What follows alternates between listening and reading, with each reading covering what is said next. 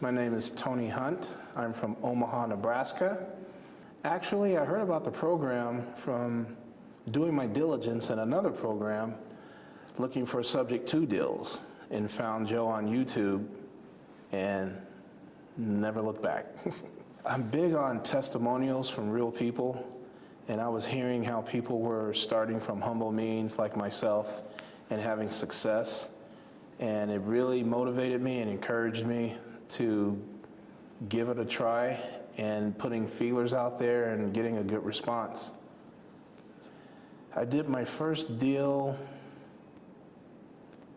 within the first 45 days, and you wanted to know how it came about? Yeah, how they came about and how much you made from that. Okay, well, I made $1,500, and I was very humbled by it because someone had called me from Craigslist and met with them, a husband and wife. The wife was a manager or employee at McDonald's, and the husband was a janitor. And they said they didn't have much money, but they wanted to know more about renting to own. And so I met with them at the public library, and I had them on a house, and it was $3,000 down, but that was a little much for them. And the house was ready to go and everything. And I didn't want to lose the sale, so I stayed in touch with them over the course of another week or two. And the daughter, oddly enough, their teenage daughter, went to my clone site and really liked another house that was maybe 5 minutes away. And of course, I showed them the house. It needed tons of work and total rehab, but they still wanted it. And so what I did was I put them under contract to where they paid for a 3-bedroom, 1-bathroom house. They paid $1,500 down. They paid $700 the first time, then half the first time, and then half in another 2 weeks was initial. And the reason why they really wanted the house was very humbling. They wanted to be able to see their elementary school age children walk to school. They could see from their back door, watch their kids walk right to the school door. And I thought, oh, how neat, because the teenage daughter was homeschooled and the kids were going to public school. So pretty protective family in these days, I understood that. And they only pay $325 a month. Half of that is rent, and the other $162.50 goes towards buying their home. And that was a year and a half ago, and they are now homeowners. They've got to fix the furnace, electrical, whatever it needed, and they're homeowners, and I'm really proud of that. And I made $1,500 richer than when I started for almost doing nothing but showing a house. Maybe 2 hours, just sitting down, walking through the house, filling out papers, counting money with them. No more than 2 hours, 2 hours at the most. Ooh, interesting. The best deal so far, I guess, is relative when it comes to best, but I just made $20,000 on a house. That beautiful 4-bedroom house with 3 bathrooms, 3 bathrooms in a middle class to upper class area, and it's a $200,000 house and 10% down. I wanted $20,000 down, and they gave me $10,000, and they gave me the second $10,000 a week later, and they have the keys and they're moving in, and there's 2 young people, 2 rehabbers, oddly enough, 2 young men who have plans they don't need to rehab, it's just a nice house, and they're making money, and they know it's worth it. They did their own inspection, and it was a referral, and I feel really good about helping the younger generation become homeowners. Average just went up because of this past deal, but I'd say more often than not, it's usually between $5,000 and $7,000 per deal. And I do 2 deals a month. I'm pretty okay. Yeah. Numbers and my attitude towards the numbers, the work ethic that it takes to find deals is crucial. It has to be a priority. If you have an attitude of, if I call and advertise and push and show sincerity and get my name out there and join RIA clubs and treat it like a business and not a hobby, that's what I think is bringing me success.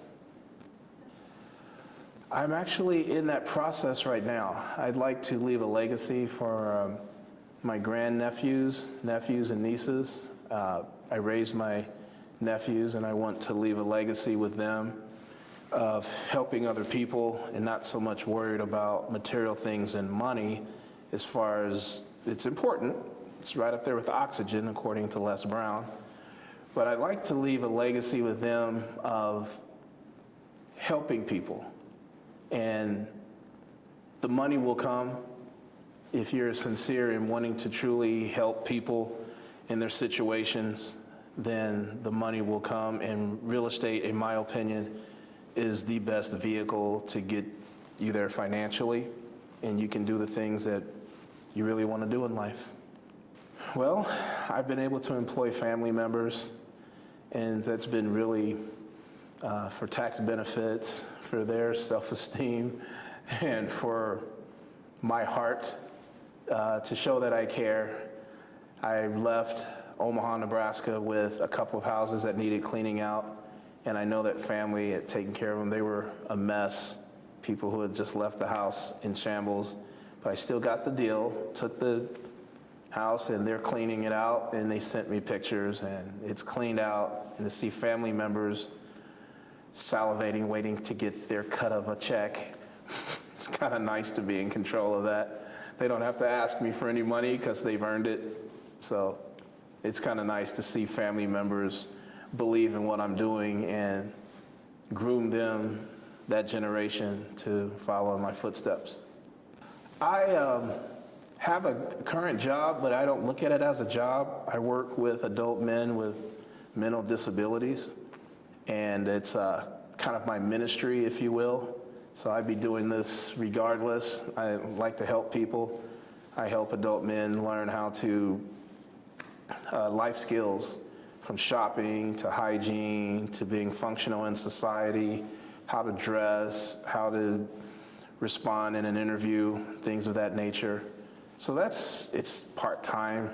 I don't even count it as a job. It's something that I also volunteer at a homeless shelter. So that's kind of a job, but not really. It's my way of giving back and keeping me humble. And it's like the more I volunteer, the more deals I get. I don't know how that works, but people know that I'm in real estate, and they see my vehicle and they hear about me, and then they see me serving food and they go, hey, this guy's looking for a house. So it kind of works both ways. Whew, I enjoy it. I'm a people person. I like the interaction with people. The interactions are 99% of the time positive and a learning experience for a potential tenant, a potential buyer, a potential seller, and myself. So I like that interaction where I get to educate and get educated. In the time, there's just so many people who are looking for houses, looking to stop renting, to become a homeowner. So that's a full-time, just getting the word out. Just telling people what I do is bringing me a tidal wave of business, as people just can't.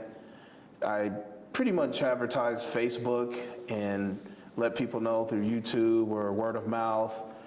I even have my vehicle wrapped with the business. My website is payingrentisnotcool.com, and I get a little chuckle when people say, paying rent is not cool, when they look at my card. And then that's my squeeze page, and then my actual website is youpayingrentsucks.com. And that alone, I get honks and calls and inboxes, and what's that about? And go to the website, and it kind of goes from there. Personally, I push a button. I just pretty much pick whether I want to text, voicemail, email, and I blast it out there. to people who are potential sellers, and they respond, and I'm on the verge of needing an 800 number because my phone gets filled every day. So that the automation is awesome. I'm looking at going to the next level of hiring a virtual assistant and training them to kind of do the day-to-day qualifying tasks, and that way I can look for more deals. I'd say that's a good question, and I love to tackle those types of questions. Number one, I say attitude.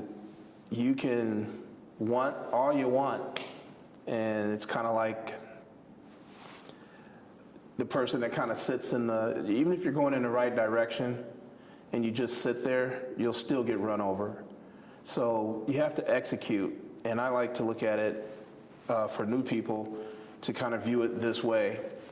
There's 4 E's. Evaluate your situation.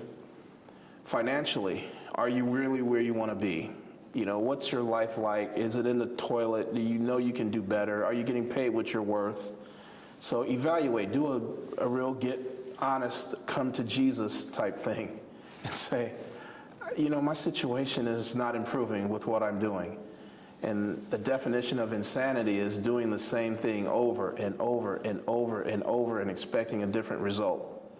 So if whatever's working for you, what you're doing right now is not working for you, that should be part of your evaluation. Secondly, I strongly encourage people to eliminate negative people out of their life. Negative situations, there's so many people that will tell you you can't do it, you don't have a license, what do you know about real estate? That's just a scam, I saw it on TV, or I tried it. You know, people have all types of reasons that they will throw marbles at you and kind of hope you fail. And listening to them, you're setting yourself up for failure. So I say in my second E's is eliminate the negative people. You just don't need the dead weight. And then thirdly, of the 4 E's, you can evolve as a person. You know, now that you've evaluated your situation, you know you can do better, you know you deserve better, and then you've eliminated the negativity, you can now evolve and be who the person you want to be. You can grow, expand, do deals, be happier, take flight, and go. And lastly, execute. If you don't execute anything you're thinking about or writing down your goals and then doing them, it's not worth a hill of beans. You're just spinning your wheels if you don't take action. So execute your plan. I say do it. Get out there, make a lot of mistakes, get a lot of no's, learn from them, and go forward. So I really believe in those 4 E's, in evaluate, eliminate, evolve, and execute. Well, pretty much covered it. Just if I could put a button on it, I would say, I'll give you a short story. Yeah, well, maybe not short story, but I ask people to try to get a shot to the heart and ask them to get honest with yourself. And are you comfortable with where you're at? And if you're comfortable, stay there. The law of averages, or Pareto's rule, 80% of the people out there are going to be slackers, lazy, make excuses, or blame someone else. And the quickest way to failure is to not take responsibility for your own actions, to blame other people, and to complain. And all that energy could be better put to use by taking action and doing it. And it's not about you. There's someone you love that's going to benefit from your success in real estate. If you have children, grandchildren, a spouse, a relative, a parent, sister, or someone, there's someone who needs you to succeed in what you do. You're obviously okay, emotionally, mentally, physically, and even if you're not okay, at least you're thinking about someone else, which alleviates what you're not okay about, if that makes sense. So whatever your situation is that might be kind of bothering you, well, get off of you and think about how you can help someone else in your family or outside your family. And the plum has to be big enough for you to go to work. If your love isn't that great, if your care isn't that strong, if you're not that concerned, if you're kind of ho-hum, wishy-washy about it, then stay lukewarm. But as for me, pour some fire on me and watch me burn. I suggest you do the same. Boss up, level up. I'm out. Peace.